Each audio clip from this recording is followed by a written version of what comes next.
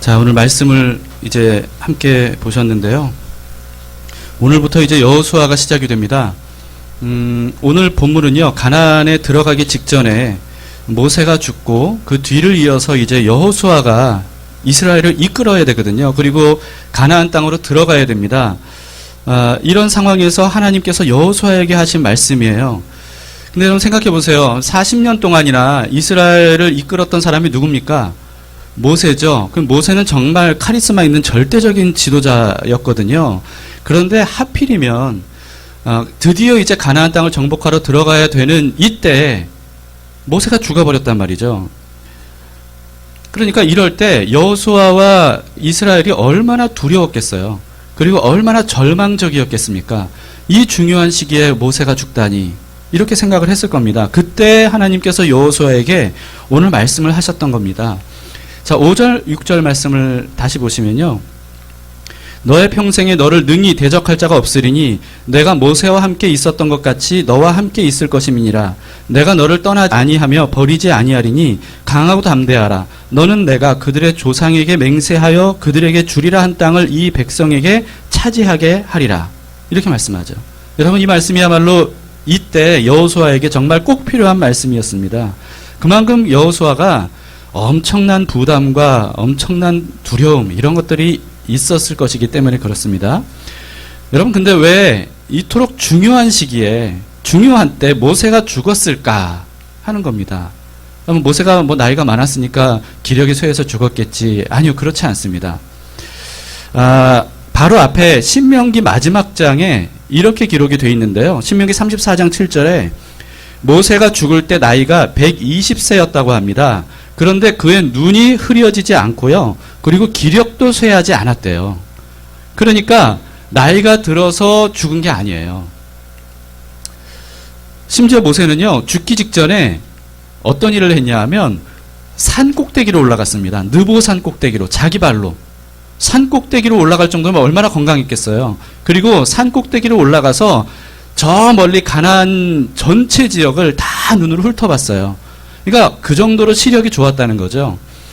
여러분, 그 정도로 모세는 건강했었습니다. 그런 모세가 왜 갑자기 죽었을까 하는 거죠. 결국은 이게 왜 그랬냐면요, 하나님의 뜻이었습니다. 하나님이 이때 모세가 죽었어야 됐다고 생각하시고 모세를 죽게 하셨던 겁니다. 모세는 자기가 이제 신명기를 쓰기 전에 이미 하나님께서 이렇게 하실 것이라고 말씀하셨다는 것을 이스라엘 백성들에게 이야기를 했습니다. 신명기 3장 27절에 보면 너는 비스가산 꼭대기에 올라가서 눈을 들어 동서남북을 바라고 네 눈으로 그 땅을 바라보라. 너는 이 요단을 건너지 못할 것임이니라. 이게 무슨 뜻이냐면 이 요단강만 건너면 가나안 땅이거든요. 근데 하나님이 이미 오래전에 모세에게 말씀하신 거예요. 너는 이 요단강 건너서 가나안 땅에 들어가지 못할 것이다. 이어서 신명기 32장 52절에도요. 네가 비록 내가 이스라엘 자손에게 주는 땅을 맞은편에서 바라보기는 하려니와 그리로 들어가지는 못하리라 하시니라. 이렇게 말씀하셨습니다. 여러분, 이때요, 하나님이 이런 말씀하셨을 때 모세는요, 깜짝 놀랐어요. 그리고는 꼭 들어가게 해달라고. 하나님, 제가 이 가나안 땅에 들어가기를 얼마나 그동안 오래 불망했는지 아시지 않습니까? 제 마음 아시죠? 하나님, 들어가게 해주세요. 안 돼. 들어가게 해주세요. 안 돼. 계속 하나님께 간청을 하는데 하나님은 끝까지 거절하시면서 신명기 3장 26절에서 이렇게 말씀하셨다고 합니다. 여호와께서 너희 때문에 내게 진노하사 내 말을 듣지 아니하시고 내게 이르시기를 그만해도 족하니 이 일로 다시 내게 말하지 말라. 이렇게 말씀하셨던 거예요. 아주 그냥 딱 잘라서 매몰차게 하나님이 거절하신 거죠. 여러분, 그래서 하나님이 이렇게까지 말씀하시니까 모세는 어쩔 수 없었던 겁니다. 그리고는 다시는 이 말씀을 드리지 못하고요. 가나안 땅에 들어가지 못할 것을 이제 마음속에 기정사실한 거죠. 그래서 신명기서를 쓴 겁니다. 나는 가나안 땅에 들어가지 못하지만 너희는 알아야 되는 게 있다. 그래서 알아야 되는 것들, 이제까지 출애굽부터 지금까지 모든 역사들과 들어가서 어떻게 해야 되는지 이런 모든 것들을 신명기서를 통해서 기록을 한 이유가 자기가 못 들어가거든요. 그러니까 이 성경을 쓰게 된 겁니다. 결국 모세는 산꼭대기에 올라가서 가나안 땅 전체를 멀찌감치서 둘러보기만 하고 그리고 죽었습니다. 신명기 34장 5절 6절에 보면 이에 여호와의 종 모세가 여호와의 말씀대로 모압 땅에서 죽어 벳부얼 맞은편 모압 땅에 있는 골짜기에 장사되었고 오늘까지 그의 묻힌 곳을 아는 자가 없느니라. 이렇게 되어 있죠. 여러분, 하나님은 모세가 모압 땅에서 죽을 것이라는 것을 이미 말씀하셨고 그 말씀대로 되었다는 거예요. 무슨 뜻입니까? 모세가 이때 죽은 것은 하나님의 뜻이었다 라고 하는 거죠. 심지어 여러분, 모세가 죽은 이후에도 그 유골조차 가나안 땅에 들어갈 수 없었어요. 왜죠? 어디 묻혔는지 몰라요, 아무도. 그러니까 유골조차 가나안 땅에 못 들어갔던 겁니다. 하나님께서 모세에게 왜 이렇게까지 하셨을까? 여러분, 이런 내용들을 우리가 언뜻 그냥 보면 하나님을 이해하기가 쉽지가 않습니다. 일단 도의적으로요, 모세는 정말 그동안 하나님의 명령대로 이스라엘을 출애굽하게 한 장본인이잖아요. 그리고 또 모세는 이스라엘을 광야에서 40년간이나 이끌어왔던 탁월한 지도자, 절대적인 지도자였단 말이죠. 그리고 또 모세는 그동안 하나님과의 특별한 관계를 맺었습니다. 출애굽기 33장 11절에 보면 사람이 자기의 친구와 이야기함 같이 여호와께서 모세와 대면하여 말씀하셨대요. 그러니까 이 세상 어느 누구도 모세처럼 그렇게 친구처럼 대면한 사람이 없었다는 겁니다. 하나님이 그 정도로 모세를 신뢰했고 모세를 가까이 대했단 말입니다. 그리고 또 네 번째로는요, 모세는 그런 하나님께 전적으로 순종했어요. 하나님 말씀이라면 그 말씀 그대로 행했다는 것을 우리는 성경을 통해서 볼 수가 있습니다. 그런데 이런 모세를 왜 하나님께서 매몰차게 가나안 땅에 들어가지 못하게 하셨냐 하는 겁니다. 더구나 상황적으로요, 가나안 정복을 앞두고 있다는 말이죠. 이때 모세 같은 강력한 지도자, 모든 이스라엘 백성들이 정말 우리의 지도자라고 인정하는 모세가 이 가나안 땅을 정복하는 데 앞장서야 되는데 이 모세가 죽어버리니까 이거는 엄청난 전투력 상실이죠. 그리고 이스라엘 전체의 사기저하를 일으킬 수밖에 없는 그런 일입니다. 그런데 이럴 때 굳이 왜 하나님이 모세를 죽게 하셨냐 하는 겁니다. 그냥 가나안 정복한 이후에 죽어도 늦지 않을 것 같은데 이전에 죽게 하셨을까? 라고 하는 겁니다. 여러분, 하나님께서 모세에게 가나안 땅에 들어가지 못할 것이라 라고 말씀하셨던 그 계기가 있어요. 그게 뭐였냐면 이런 일이 있었는데요. 이스라엘이 또 광야에서 마실 물이 없는 거예요. 그래서 또 막 모세에게 찾아가가지고 모세와 아론에게 막 삿대질을 하면서 막 쌍욕을 했는지 모르겠지만 어쨌든 막 공격을 하는 거예요. 막 공격을 하니까 모세가 하나님 앞에 엎드렸죠. 그랬더니 하나님이 방법을 가르쳐 주셨습니다. 그래서 방법대로 어떻게 했냐면 백성들을 반석 앞으로 다 모아서 모세가 그 위에 선 거예요. 그리고 반석을 2번 내리쳤어요. 그러니까 그 반석이 터져 나오면서 거기서 엄청난 생수가 폭포수같이 흘러넘쳐서 그래서 모든 이스라엘 백성들과 가축들이 해갈하기에 충분했다라고 하는 겁니다. 근데 그때 모세가 백성에게 이렇게 말했었어요. 민수기 20장 10절에 보면 모세가 한 말입니다. 반역한 너희여 들으라. 우리가 너희를 위하여 이 반석에서 물을 내랴. 자, 이게 무슨 뜻입니까? 누가 반석에서 물을 낸다고요? 우리, 모세와 아론. 모세와 아론. 다시 말해서 하나님이 아니라 모세와 아론 자기들이 반석에서 물을 낼 것이라고 백성들 앞에서 공포하고 말한 거예요. 이때 하나님께서 모세와 아론에게 말씀하셨습니다. 민수기 20장 12절에 보면 여호와께서 모세와 아론에게 이르시되 너희가 나를 믿지 아니하고 이스라엘 자손의 목전에서 내 거룩함을 나타내지 아니한 고로 너희는 이 회중을 내가 그들에게 준 땅으로 인도하여 드리지 못하리라 하시니라. 이것 때문에 모세가 들어가지 못할 것이라고 말씀하셨던 겁니다. 그래서 아론이 먼저 죽었고요. 그 다음에 가나안 땅 들어가기 직전에 모세가 죽은 겁니다. 여러분 어떠십니까? 이게 하나님이 왜 그렇게 하셨는지 이해가 되시나요? 그래도 이해하기가 쉽지 않으시죠? 아니 그 말 한마디 했다고, 아니 모세가 그 말 한마디 했다고 하나님이 그토록 충성스럽고 그토록 탁월한 지도자였던, 그토록 순종했던 그런 모세를 가나안 땅에, 그것도 정말 모세가 얼마나 기다렸겠어요. 가나안 땅, 약속의 땅 들어갈 때를 40년간 기다렸을 거 아니에요. 근데 그걸 그렇게 매몰차게 들어가지 못하게 하시고 이러셨다니, 이게 참 속 좁고 유치한 하나님, 이런 생각이 들 수 있을 겁니다. 왜냐하면 제가 그런 생각이 좀 들었거든요. 이해가 안 되는 거예요, 도대체 하나님이. 왜 그러시지? 왜 이렇게까지 모세에게? 근데 여러분, 성경 전체를 알게 되면서요, 하나님이 왜 그러셨는지를 이해할 수 있게 된 거죠. 거기에 대해서 이제 몇 가지를 말씀을 드리고 싶은데요. 모세는 하나님 나라의 예표에 불과한 가나안 땅에 들어가지 못했어요. 그러나 하나님께서 모세를 어디에 들어가게 하셨겠어요? 진짜 하나님 나라, 거기로 들어가게 하신 거예요. 여러분, 그러면 하나님 나라에 들어간 모세가, 우리는 그 얘기를 지금 들을 수는 없지만 모세가 가나안 땅에 들어가지 못한 것을 아쉬워했을까요? 가나안 땅에 들어가지 못한 것 때문에 하나님을 원망했을까요? 그렇지 않았을 거라고 생각합니다. 모세는 하나님 앞에서 만족했을 겁니다. 하나님을 찬양하고 하나님께 감사했을 거예요. 그리고 저와 여러분도 그럴 거라고 믿습니다. 그리고 두 번째는요, 영원한 세계로 들어갔잖아요. 모세는 영원한 세계로 들어가기 전에는 모르는 게 너무 많았어요. 아무리 모세라도 하나님이 많은 것들을 모세에게 알려주셨지만 그래도 모세는 인간이기 때문에 지금 현재 여기밖에 모르는 사람이었어요. 그런 모세가 영원한 세계로 들어갔단 말이에요. 그러면서 이제까지 알지 못했던 사실들을 영원한 세계에서 깨닫고 알게 됐을 겁니다. 그렇기 때문에 모세는요, 하나님께서 왜 그러셔야만 됐는지 여기에 대해서 하늘나라에서 완전히 수긍했을 겁니다. 그리고 저는 믿습니다. 저도 여러분들도 그러리라고 믿습니다. 지금부터가 중요합니다. 자, 세 번째. 여러분, 모세가 이스라엘을 이끌고 가나안 정복까지 했다고 생각해 보세요. 그러면 모세는 이스라엘에게 어떤 존재가 됐을까요? 신적인 존재가 됐을 겁니다. 신격화 됐을 겁니다. 무슨 뜻입니까? 모세를 숭배하는 사람들이 생겨났을 거예요. 이스라엘 백성들 중에서. 모세가 가나안 땅을 정복하고 난 다음에 죽더라도 죽은 이후에도 계속해서 모세를 숭배하는 일들이 이스라엘 가운데에서 있었을 겁니다. 그래서요, 이스라엘은 하나님 나라가 돼야 되는데 하나님 나라가 아니라 모세의 나라가 될 수도 있었을 것이다 라고 하는 거죠. 여러분, 충분히 그런 예상을 할 수 있는 이유가 뭐냐 하면요, 모세가 가나안 땅에 들어가지 못했잖아요. 그럼에도 불구하고 이후 이스라엘을 보면 모세의 나라와 비슷한 나라가 돼버려요. 그게 무슨 뜻입니까?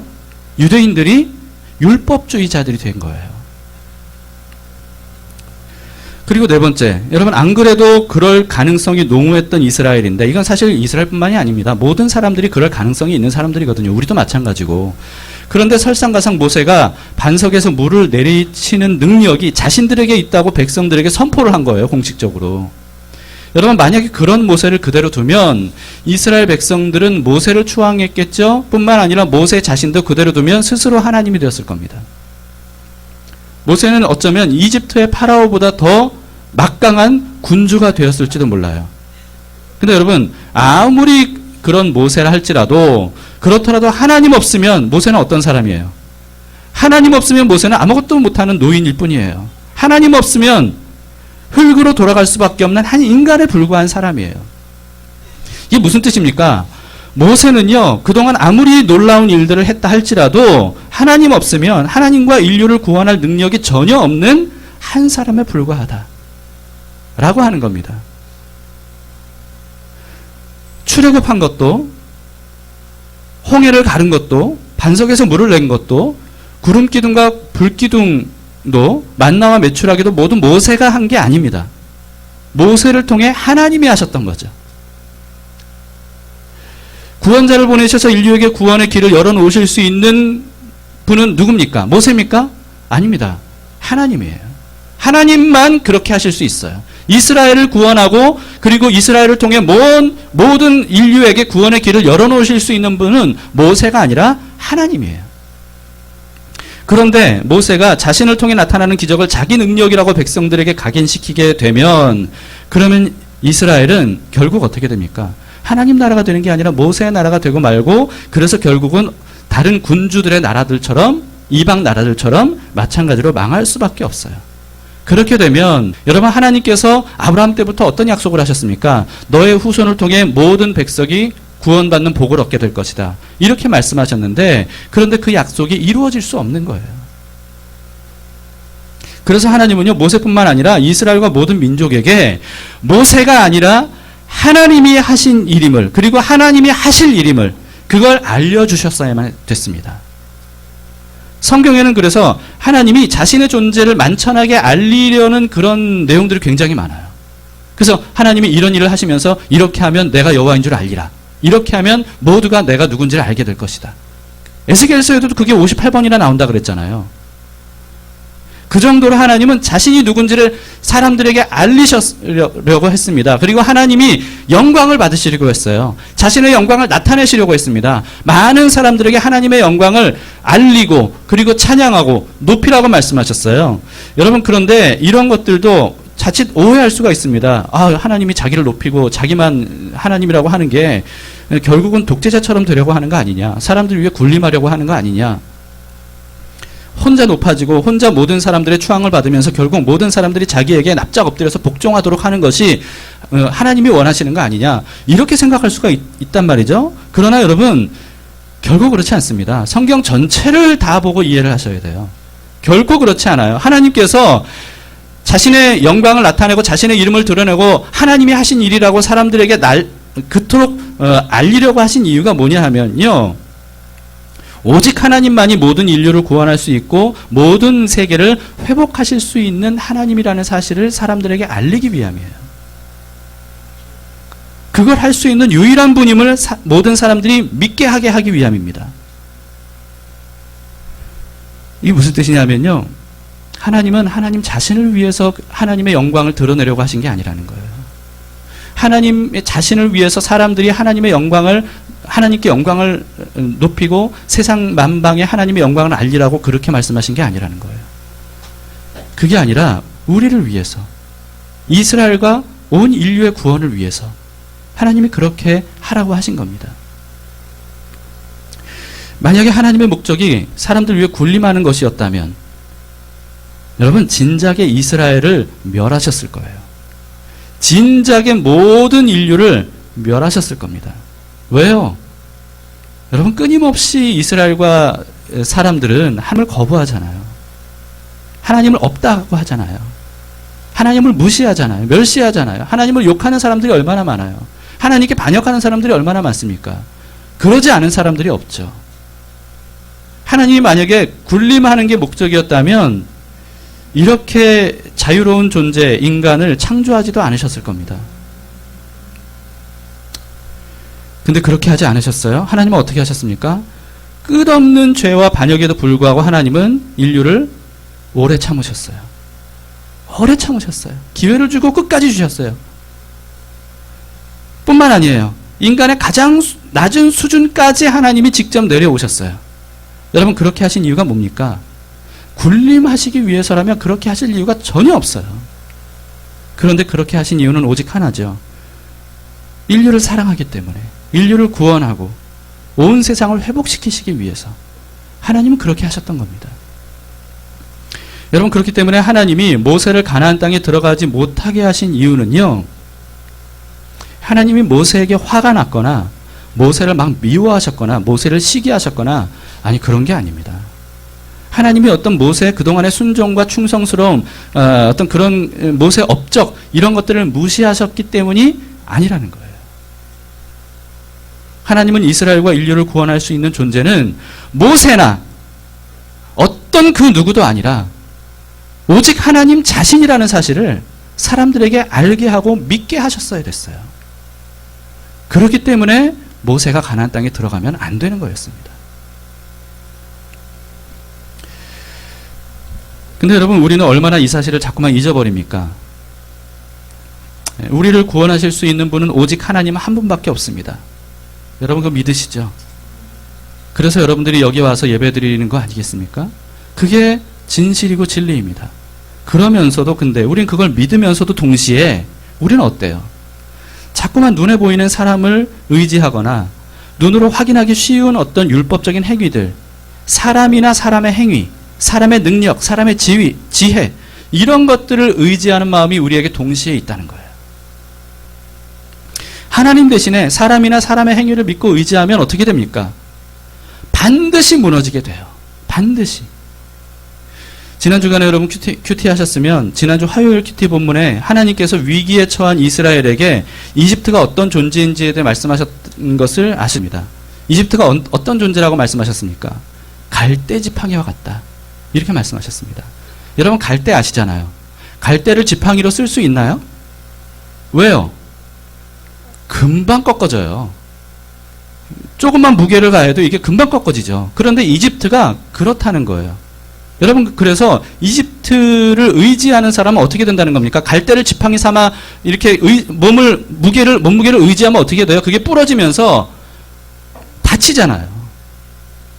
무너져 내리는 거예요. 다치는 거예요. 마찬가지로 이집트를 의지하는 사람들은 그렇게 차라리 의지하지 않았으면 다치지 않을 것을 의지하기 때문에 다치게 될 거라는 거예요. 무너지게 될 거라는 거예요. 근데 여러분 이집트뿐만이 아닙니다. 모세도 마찬가지예요.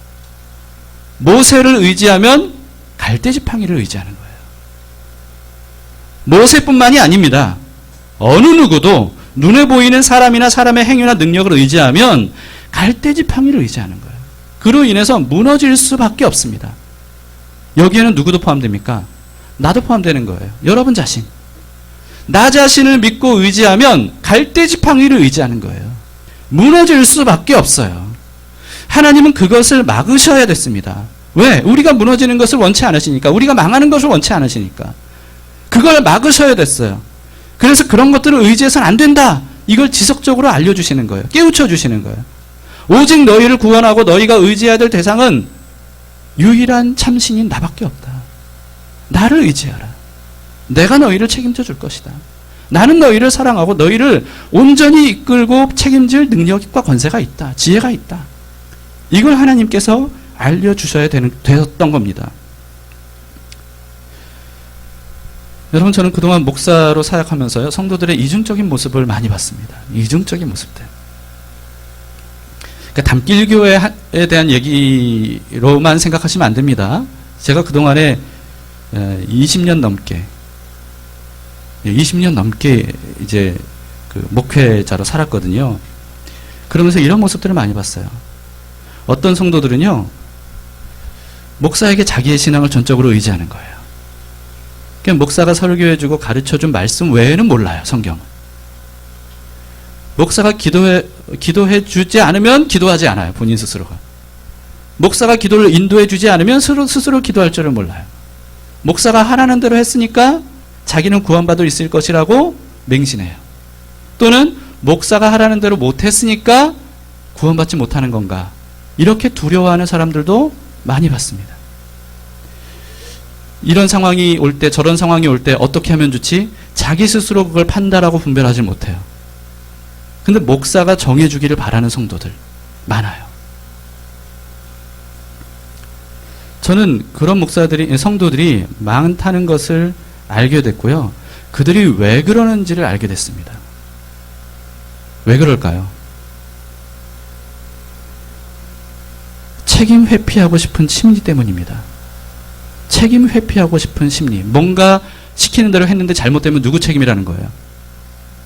저는 시키는 대로만 했을 뿐이에요. 이런 책임 회피. 이게 하나님 앞에서든 아니면 심리적인 것이든. 그래서 뭔가 시키는 대로 했는데 잘못되면 원망하는 거죠. 그러면서 자기는 합리화해요. 제가 성도들의 그런 심리를 어떻게 알았을까요? 제 심리가 그렇거든요. 제 심리가 그래요. 제가 저를 잘 모를 때는요, 그런 줄 몰랐어요. 근데 제가 제 심리를 알고 보니까 이게 깊은 심연에 이렇게 책임 회피하고 싶은 심리가 내 안에 있는 거예요. 그러면서 사람들을 보니까 별반 다르지 않더라고요. 다들 그렇구나. 아, 그래서 누군가 정해주기를 바라는 거구나. 여러분, 그래서 사람들을 가장 쉽게 다루는 방법, 가장 사람들을 쉽게 다루는 방법이 뭔지 아세요? 가장 쉽게 나라를 잘 다스리고 가장 쉽게 공동체를 다스리는 방법, 이게 뭔지 아세요? 사람들에게 구체적인 지침과 규칙들, 이런 것들을 정해주는 거예요. 그러면서 그 규칙들을 정해주고 그걸 지키면 상을 줘요. 그걸 안 지키면 벌을 줘요.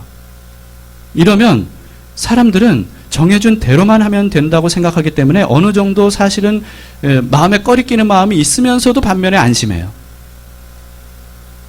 규칙들을 지키기만 하면 된다고 생각해요. 사람들은 그렇게 종이 되어가는 겁니다. 제가 담길교회를 개척하기 전에 한 1년 이상 여러 교회들을 다니면서 예배를 드릴 수 있는, 참석해서 볼 수 있는 그런 기회가 있었거든요. 그 중에서 한 교회를 제가 10년이 이상 지나도 잊을 수가 없습니다. 아내와 둘이, 그때 아이들이 같이 갔었나? 딱 벌써 아나 봐요. 무슨 얘기를 하는지 제가. 네. 예배당 2층에 앉았어요. 예배 시작 전부터 분위기가 정말 이상한 거예요. 이게 뭐지? 너무 이상한 거예요. 예배당은 꽉 찼어요, 정말. 그 큰 예배당이 제가 보기에 정확히는 잘 모르겠지만 한 1000석 정도 되는 굉장히 큰 예배당이었어요. 근데 정말 꽉 찼어요, 제 기억에는. 근데 분위기가 너무 이상해요. 뭔가 어두운 느낌이었어요. 그래서 여기 좀 조명이 어두운가 하면서 제가 막 두리번거렸어요. 근데 그 이유를 예배 시작하면서 알게 됐어요. 목사가 예배 인도를 하는데 예배 시간 내내 성도들에게 여러 규칙들을 얘기하는 거예요. 계속 규칙들을 얘기하는 거예요. 그러면서 이 주로 두 가지였습니다. 목사를 잘 섬기면 복 받는다. 그렇지 않으면 벌 받는다. 또 한 가지는 헌금 많이 하면 복 받는다. 헌금 하지 않으면 벌 받는다. 뭐 이런 얘기였어요. 그 자리에서 성도들이 두 가지를 제대로 하지 못했다면서 막 야단치기도 했어요. 그리고 누구는 헌금을 얼마 했다. 뭐 이런 얘기도 했었어요. 제 기억으로는 그때 그 자리에 끝까지 못 있었던 것 같은데. 끝까지 있었나요? 아무튼 견디기가 어려웠어요. 그 자리에 있는 게 너무 고역이었어요. 고역. 제 기억에는 나간 것 같은데.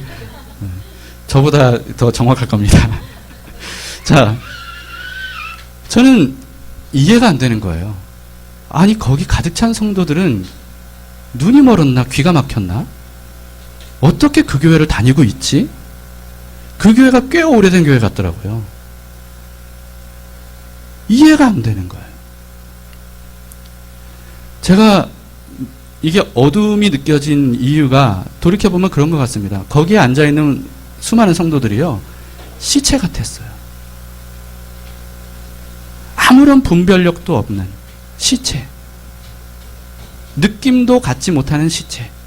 그냥 시키는 대로, 그대로 기계적으로 행하는 사람들. 너무 안타깝고 불쌍하더라고요. 여러분, 그런데 그런 교회가 한두 개가 아니에요. 너무나도 많아요. 목사는요, 온갖 규칙들을 만드는 거예요. 온갖 규칙들을 만들면서 그대로 하면 복고, 그대로 하면, 그대로 하지 못하면 벌 받는다. 이거를 주입해요. 성도들은 두려워서, 또는 상받기 원해서, 인정받기 원해서, 직분받기 원해서 그대로 하는 거예요. 그래서 여러분, 교회가 규칙을 따라 움직이기 때문에 겉으로 보기에는 뭔가 질서 잡힌 것처럼 보일 수 있어요. 그러나 생명 없는 기계 같을 뿐입니다. 근데 교인들은요, 어떻게 해야 하는지 목사가 그렇게 세세하게 하나하나 정해주는 거, 이걸 좋아해요. 그래주기를 바래요. 자기들은 고민하지 않아도 돼요. 깊이 성경 묵상하고 깊이 뭐 하나님과 대면하면서 이게 옳은가 저게 오랫동안 고민하고 해봐도 본인이 잘 모를 것 같으면 그냥 아예 포기하고 그냥 목사가 시키는 대로 그냥 하는 거예요. 그러니까 주의 종의 말이니까 안심해도 된다, 이렇게 여기는 거죠. 이러면 이단 사이비 그 특징들을 한번 보세요. 이단 사이비들이 대부분 다 그래요. 다 그런 식이에요. 규칙들을 정해요. 특히 구원에 대해서. 구원을 받으려면 이렇게 해야 돼, 저렇게 해야 돼 라고 하는 그런 규칙들, 규정들, 이런 것들이 많아요. 여러분, 이단 사이비들이 왜 그렇게 전도를 열심히 하는지 아세요? 사람들 구원시키려, 그게 1차적인 목표가 아니에요. 자기 구원 받으려고. 그래야 자기가 구원받는다고 생각하니까 그렇게 열정적으로 하는 거예요. 그런데 여러분, 이단 사이비가 아닌 일반 교회에도 그런 교회들이 많아요. 근데요, 그러면서도 제가 이중적이라고 그랬죠? 아이러니하게도 하나님 말씀대로는 하려고 하지 않아요. 이게 무슨 말일까요? 이걸 어떻게 제가 예를 들어서 말씀드릴까? 잘못 예를 들면 혹시 여러분들 중에 또 상처받는 분들이 있을까 봐 이게 무슨 구체적인 예를 들기가 참 어려워요. 근데 예를 들면 이런 겁니다. 복된 삶을 살려면 작정 헌금 하라거나 작정 새벽 기도를 하라거나 뭐 며칠 새벽 기도를 하라거나 뭐 이렇게 하면 좀 힘들어도 해야지. 그러면서 해요. 그런데 복된 삶을 살려면 예수님의 사랑으로 저 사람을 용서하십시오. 집사, 장로 그 사람들을 사랑하십시오. 좀 이렇게 사랑받지 못할 만한 그런 사람들을 대우하시고 그들에게 섬겨주십시오. 이런 얘기를 하면 그럴 수 없다고 생각해요. 그건 불가능하다고 얘기해요. 못한 게 아니라 안 하려고 해요. 여러분 제가 무슨 말을 하려는 건지 좀 이해가 되십니까? 성도들이 그런 이중적인 마음을 갖고 있고요. 그건 저도 마찬가지예요. 성경에서는 이런 신앙을 어린아이 같은 신앙이라고 말합니다. 어린아이들은 어때요? 부모가 해야 되는 것과 하지 말아야 될 것 이런 것들을 하나하나 다 알려줘야 돼요. 이거 하면 안 돼. 이렇게 해야 돼. 이거 가르쳐줘요. 양치해야 되고 손 잘 씻어야 되고 인사 잘해야 되고 골고루 잘 먹어야 되고 이런 것들을 가르쳐요. 그리고 뭐 절대로 해서는 안 되는 거, 뭐 차도로 뛰어가면 안 돼. 뭐 뜨거운 그릇에 손대면 안 돼. 뭐 칼 만지면 안 돼. 뭐 이런 안 된다는 것들도 가르치죠. 그래서 이렇게 아이가 이해하든 못하든 이런 것들을 가르쳐 줘야 됩니다. 그렇지 않으면 아이의 안전을 보장할 수가 없고 아이가 건강하게 살아가는 거 이게 좀 어려우니까. 그래서 어떻게 해요? 잘하면 칭찬해요. 스티커 줘요. 상 줘요. 그리고 또 아이가 거부하면 어때요? 때로는 야단쳐요. 그리고 때로는 그래도 말 안 들으면 매를 들기도 해요. 여러분 적절하게만 하라면 아이들에게는 그렇게 하는 게 꼭 필요합니다. 그래서 하나님께서 이스라엘에게 초기에 구원하자마자 어떻게 하셨어요? 출애굽하자마자 시내산에서 율법을 주셨던 거예요. 여러분 율법 자체가 잘못된 것이다, 악한 것이다 생각하시면 안 됩니다. 하나님 율법을 이스라엘에게 주셨고 그 율법은 그 당시 이스라엘에게 꼭 필요한 거였어요. 여러분 근데 결국은 어린아이는 어때요? 상벌에 의한 행위를 하는 거예요. 그래서 그 잘해서 칭찬받고 상 받으면 교만해져요. 자기가 잘난 줄 알아요. 그런데 못해서 그러면 어때요? 열등감 또는 죄책감 이것 때문에 두려움에 사로잡혀요. 그러니까 겉으로는 마치 자기가 잘하는 것처럼만 보이려고 해요. 그리고 자기가 실수하고 못한 것들은 감춰야 된다고 생각해요. 그러나 아이가 자라고 성인이 되면 어떻습니까? 달라집니다. 누가 시키지 않아도 그렇게 합니다. 그 이상을 하는 거예요. 왜냐하면 해야 하거나 하지 말아야 하는 그 이유를 알게 되었기 때문입니다. 자기 자신을 위해서 왜 그렇게 해야 되는지 아는 거예요. 또 뿐만 아니라 타인을 위해서 왜 그렇게 해야 되는지 알게 된 거예요. 그리고 사회와 어떤 공동체를 위해서 내가 해야 될 것, 하지 말아야 될 것 이런 것들을 스스로 분별해서 행동할 수 있는 분별력이 생기는 거죠. 더 이상 사형이나 벌 때문이 아닌 거예요. 그것 때문입니다. 이런 사람이 장성한 사람이죠. 여러분 성경에서는요. 복음에 대한 이야기를 할 때 복음을 믿고 구원받은 사람들은 장성한 사람이 되어야 된다. 이렇게 말씀하세요.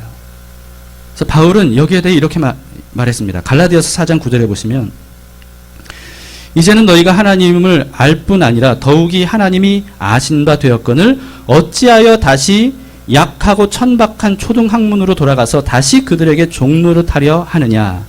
무슨 뜻이겠습니까? 이게 바로 규칙과 규정을 따라 그것만 상벌 때문에 행하는 이걸 말하는 거예요.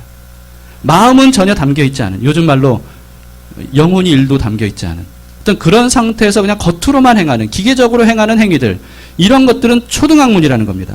이어서 골로새서 2장 20절에 너희가 세상의 초등학문에서 그리스도와 함께 죽었거든 어찌하여 세상에 사는 것과 같이 규례에 순종하느냐 이렇게 얘기합니다.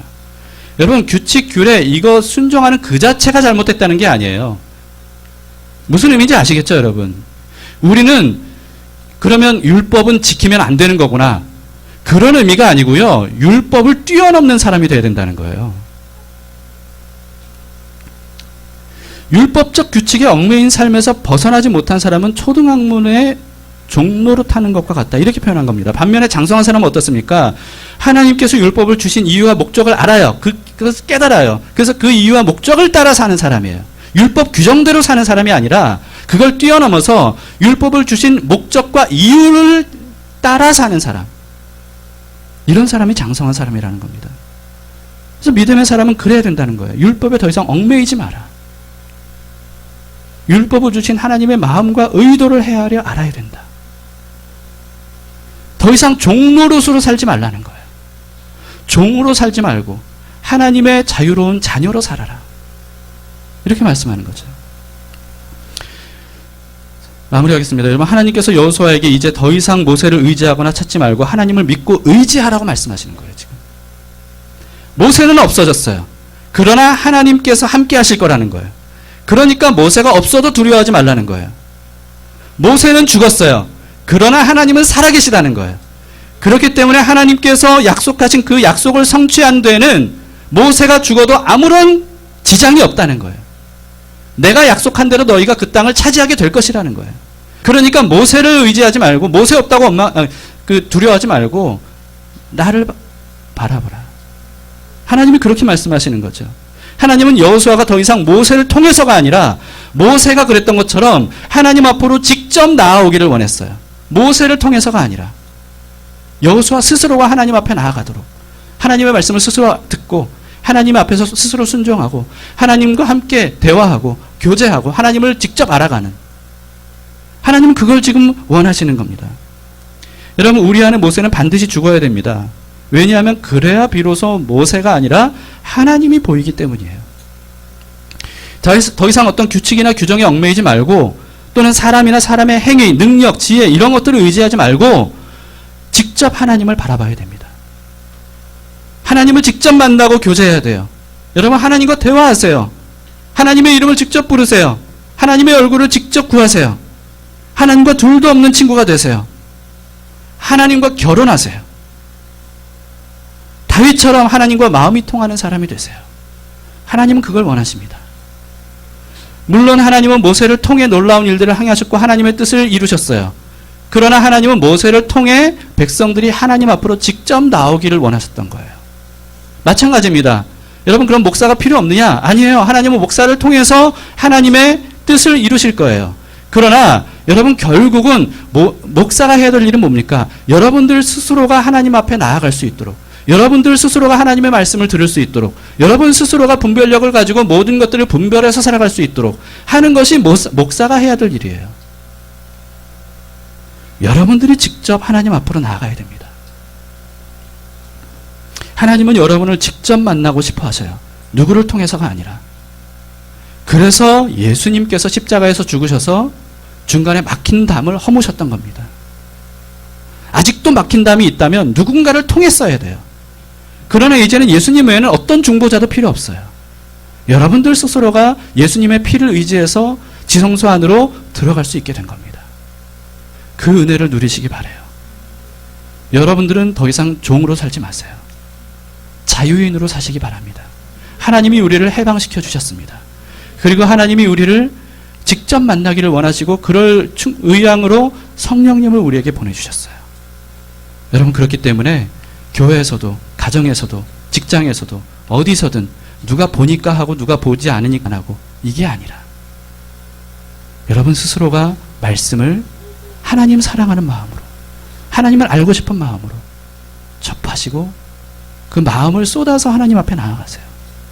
하나님은 그런 사람을 지금도 찾고 계십니다.